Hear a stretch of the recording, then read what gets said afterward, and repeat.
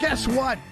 It's time for the Car Coach. Lauren Fix joins us. Go to @LaurenFix on all social media. X, formerly known as Twitter, included. Go to laurenfix.com, carcoachreports.com. Most importantly, get to YouTube and check out those videos. Lauren, thanks for joining us. Yeah, I want to talk to you about, we dealt with this with Cash for Clunkers. I remember when you were saying that, back in the day, this is a program that Obama was putting out there, and all of a sudden it affected parts. Over time, we look at all the different programs. The government tries to incentivize people, the supply chain issue, the chip shortage. What does this mean for the future of cars? Then all of a sudden, what was the proper time to buy a car? Lauren Fix was telling you the system wouldn't correct itself for 2 years. And then people were saying, 6 months, 5 months. That all changed. Lauren Fix was right about that. Now we're looking at, where is the low-cost vehicle today? Where do we go? They're gone. What happened? What's going on? Well, this has to do with government regulations, as you're probably well aware.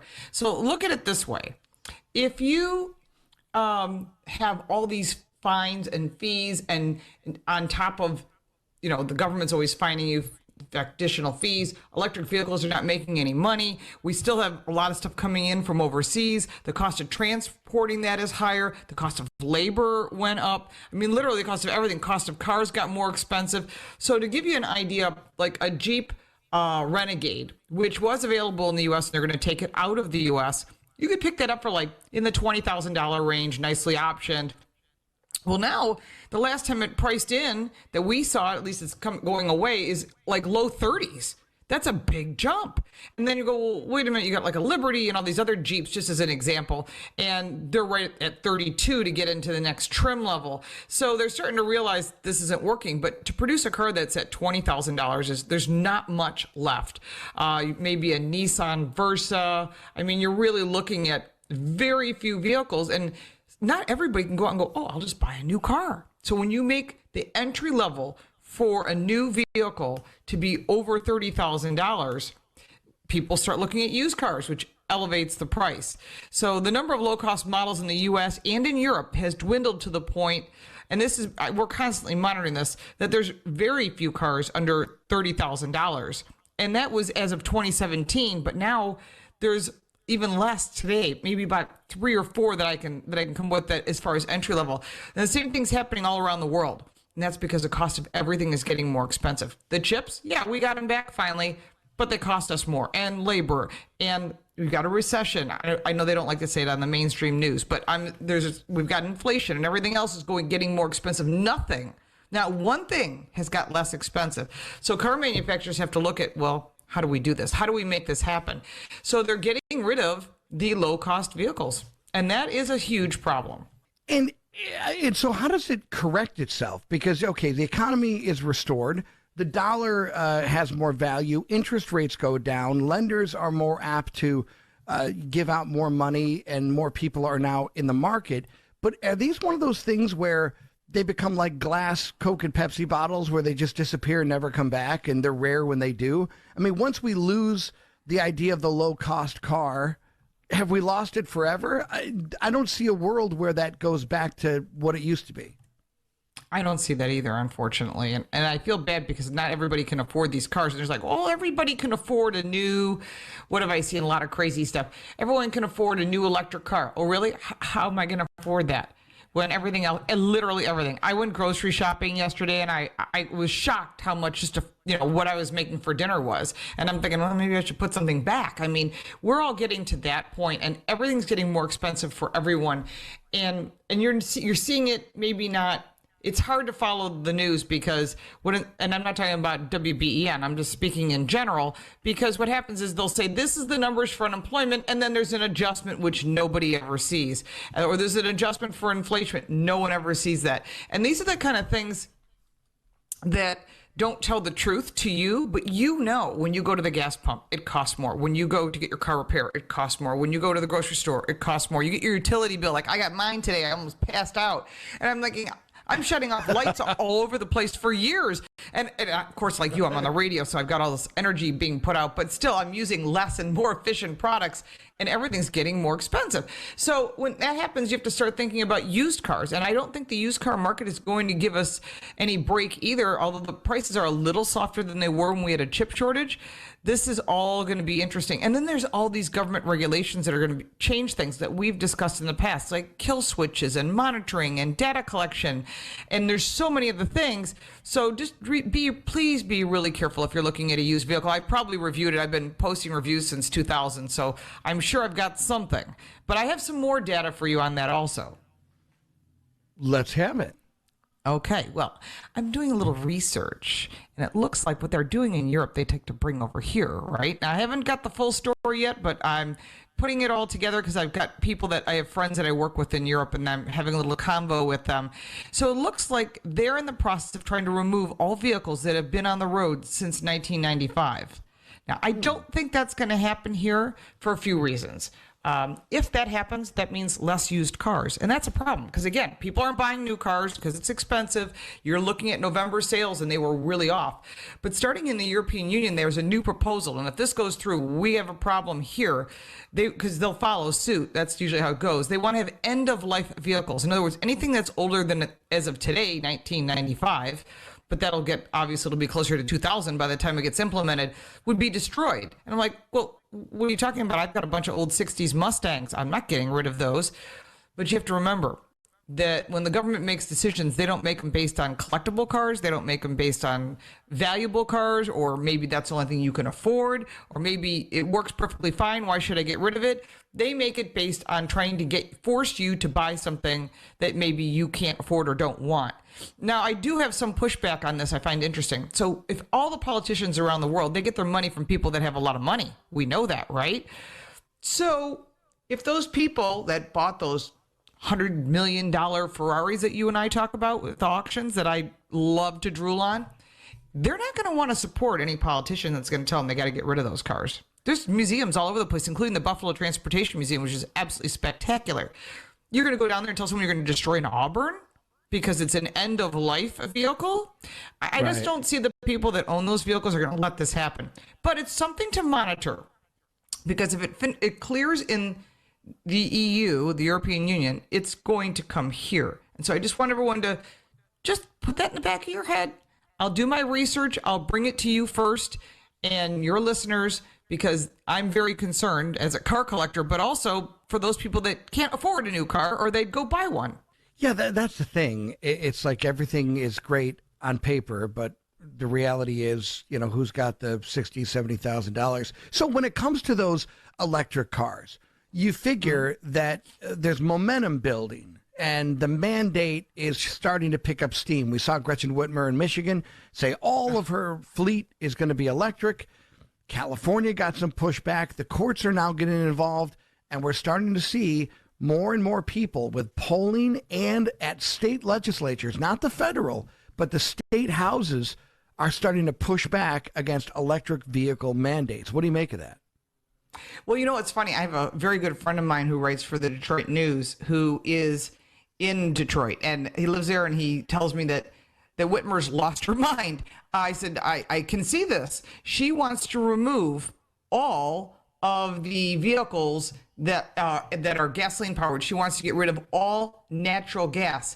And I'm thinking, wow, this is pretty serious. He said Michigan, New York, California are 3 states where the governors have decided that they're going to put these mandates in place. I think Illinois is also one of them, where their plan is to remove all of the here's what he said. Governor Whitmer's mandate, all government vehicles will be electric. Imagine how many police cars you could hire with electric vehicle premiums. Oh my gosh, that's just part of the purchasing side of it. But he says a typical electrical school bus that they want to mandate, which I know they're putting in this area, because my daughter was telling me their local school district is mandating electric buses in the middle. Hello, we live in Buffalo. Hello, we had a snowstorm, 3 of them last year. This makes no sense. They cost $375,000 each. That's 3 times the cost of a diesel-powered bus. And that does not include the $1,200 to $10,000 for the charging stations, and they have to be rotated every few hours if they're fast chargers. So a person's got to sit there all night. And the infrastructure related to those costs comes to the district, which means you're going to have sticker shock when you look at your taxes. And you start looking at these numbers. And I mean, this is just Michigan. It's coming here too. And so remember, I think if elections have consequences, maybe so. But in the meantime, I think what you need to do is do that old letter writing campaign and stuff their mailboxes full of tons of letters, phone calls, because I think text messages and emails get delete. Someone says at a meeting during the week, hey, yeah, we're all on the same page. That's what the constituents are saying. They don't know. You write letters and you tell them how you feel on any subject, and they're going to see it because it's a paper letter. Phone calls are good too. Let them know you're angry and whatever subject that is. But when it comes to cars and this electric vehicle mandate, we're actually seeing some interesting pushback. Yesterday, the House voted to overturn Biden's electric vehicle mandate. I found that very interesting. If you'd like to follow along, it's HR, which is a House Representatives Bill of 4468 is the number. It's dubbed the Choice in Automobile Retail Sales Act of 2023, and it passed with bipartisan support, which is nice, 221 to 197. So we had about 5 Democrats that came over to vote for it, and they want to remove it. And they're realizing that a lot of the constituents, which is literally everybody that's voting, I'd say most of us anyhow, can't afford to go buy a $60,000 vehicle, higher insurance, charging, and then deal with the fact that you lose a third of the battery life when it's cold outside. Today it's beautiful, but yesterday wasn't so nice. And if you lose a third of your battery life, and I actually have an electric vehicle being delivered as we speak, it's probably sitting in my driveway. And I already know that if it's nice this weekend, so it'll be good. But if we had the cold weather we've had, basically, I'm going to park it. I'm going to drive it till it's about half battery life and park it so that the guy coming to pick it up can get back to the next charging station. That's just ridiculous that you're being limited that way. So just put that in your head when you're thinking about buying your next vehicle. There are lots of choices. Find whatever works for you. If you want an electric car, go buy one. No one is anti-EV, right? It's just reasonable. No. And one of the parts of the argument that you make that I think is the most effective, and this is why it brings the most scorn to ideologues who are hell-bent on their point of view and don't listen to other people or reason, is the charger and the accessibility to EV chargers. Now, listen, the day that the horse buggy went away and all these companies and individual entrepreneurs came up with the gas combustible engine, it would probably make sense that before everyone went Model A Ford crazy, Model T crazy, you had a few gas stations available in the areas that you wanted to traverse. This EV charger thing has gone from the ridiculous to the sublime. What are we doing about EV chargers? Opening up another box of Pandora here. All right, you're right. The cars are not bad. I just drove the Blazer EV. I've driven literally every electric vehicle there is out there, including the Rolls-Royce Spectre, which was extremely cool, but it's $500,000. It's more than most people's homes. But it was an experience for sure. But the reason I bring this up is there was an infrastructure bill that was passed in 2021, the same one that has the kill switches in it, that everyone's ticked off about.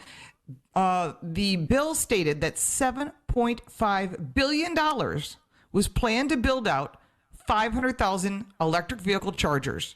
And guess how many have been built? How many? You want to guess? Zero.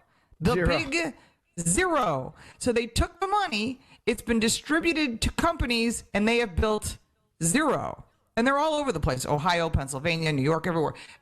What do you do with our money? This is our tax dollars. Everybody's tax. Every single person that's here in the United States, it's your tax dollars. Where in the world have you taken $7.5 billion? We would like to know. No one seems to be accountable for this money. If your checkbook was off by $1,000, you'd be at the bank saying, hey, where's my money?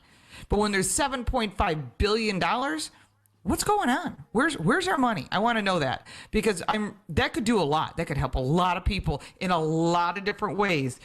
But saying that you're going to build 500,000 EV chargers, which you have to have an electric vehicle to own, doesn't make sense. And just to give you an idea how ridiculous this is, when the first cars came out on the road, Mercedes-Benz or Karl Benz came up with the first vehicle, it was electric.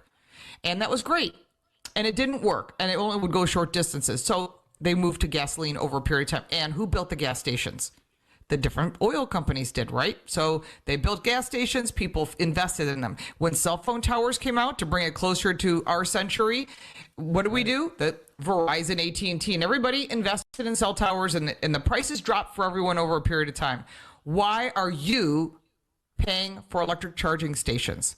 This is the part that really ticks me off. The cars are cool. The infrastructure's not there. And just to tie in the school bus thing that's interesting, did you know, and if you can talk to any electrician, they'll confirm it, anybody who works for the electric company, they can't put more than 2 high-speed chargers in the bus garage. Why not? Because it would burn the grid down. So that means I know there's more than 2 school buses in Buffalo. You know that, I know that, right? So who's there in the middle of the night unplugging and plugging in the next bus? Because it takes hours. So someone's got to hang out and wait. But I will tell you, the state of Connecticut has already banned electric buses because they had a bus garage burned down. Why, we don't know. They're never going to tell us. But the fact is, as soon as that happened, boom, they were no longer available. So I just find all this really interesting. Just put this all in your head and think about this. If you want to say something, where are your tax dollars? Why are they not working for things that you want them for? Whether it be a library or a road or a school or whatever, that's where it should be going. That's what it should be for your safety, for your communities. Where's our tax dollars? That's what I want to know. It would burn down. That's really funny. We were expecting like a ridiculous response, but it would blow up. If you like this video, give it a like and subscribe for more videos like this one. You can support our channel by buying me a cup of coffee. The link for that is in the description, plus all the links for our website, social media, the book, and my podcast. I'm Lauren Fix. Thank you so much for watching.